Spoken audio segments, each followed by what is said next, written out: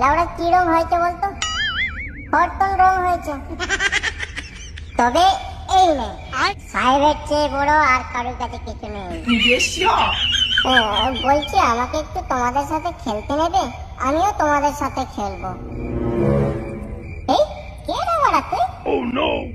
আমি তোমাদের বন্ধু। বন্ধু? কে বন্ধু? আমাদের কোনো বন্ধু বন্ধু নেই লাউড়া। তুই কে?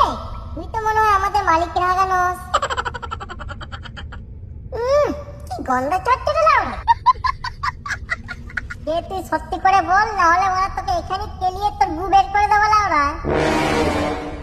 আমি পচার হাগা। আজ সকালে বাঘা যতীন ফোন পে কোডটাকে আমাকে এখানে হেগে দিয়ে গেছে। শালা, আমি প্রথমেই ধরেছি তুই বড় আমাদের মালিকের হাগানোস। পচা ময়দার কোটার হাগা।